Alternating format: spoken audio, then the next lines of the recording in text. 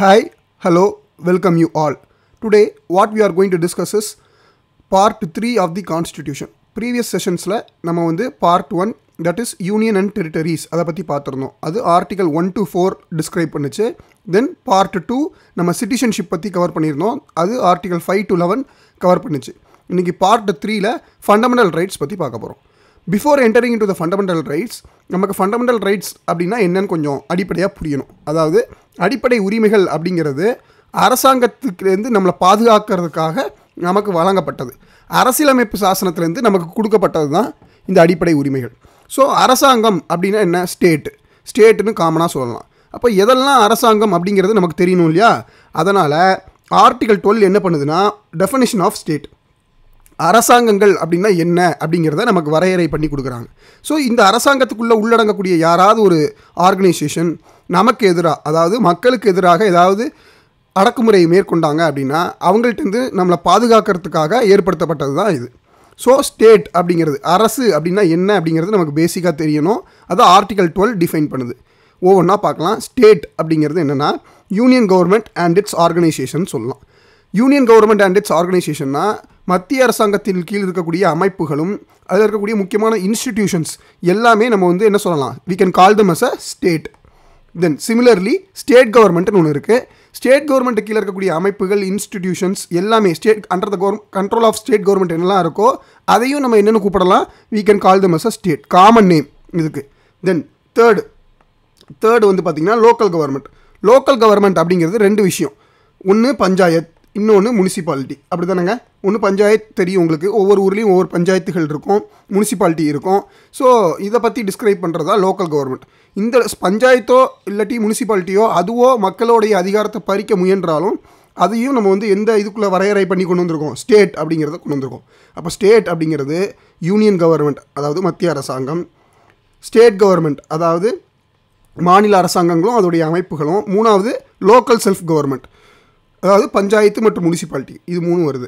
நாலாவதாக பாருங்கள், யூனிக்காக இருக்கும். அதாவது பப்ளிக் செக்டார் யூனிட்ஸ், பொதுத்துறை நிறுவனங்கள், பிஎஸ்யூஸ்ன்னு ஷார்ட்டாக சொல்லலாம். நிறைய பிஎஸ்யூஸ் தெரியும் நமக்கு.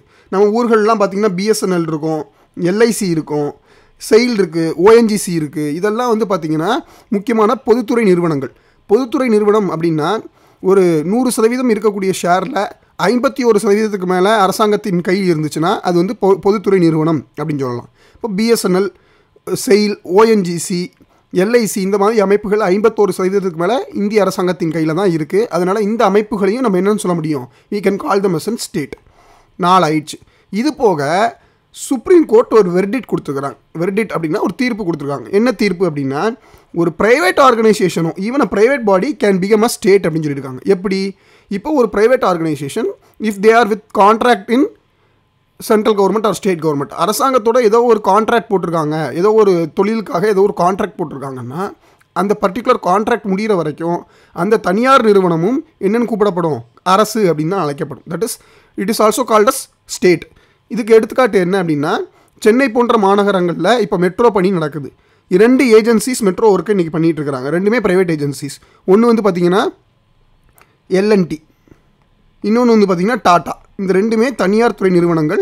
ஆனால் இப்போ இந்த தனியார் துறை நிறுவனங்கள் பண்ணிகிட்டு இருக்கக்கூடிய இந்த வேலையின் காரணமாக, அரசாங்கத்திடம் அவங்க போட்ட ஒப்பந்தத்தின் காரணமாக இந்த 2 துறைகளையும் நம்ம என்னென்னு அழைக்கலாம், we can call them as a state.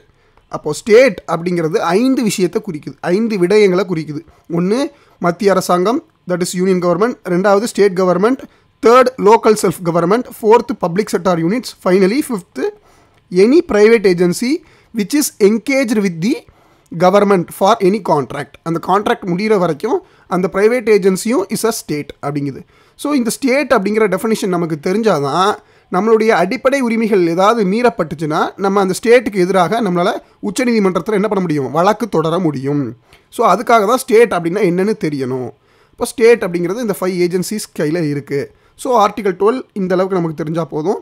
ஃபர்தராக நெக்ஸ்ட் ஒவ்வொரு வீடியோவில் நம்ம அடுத்தடுத்த ஆர்டிகல் கவர் பண்ணலாம். எனி டவுட்ஸ் நீங்கள் கமெண்ட் பண்ணுங்கள், I will reply you. Thank you so much.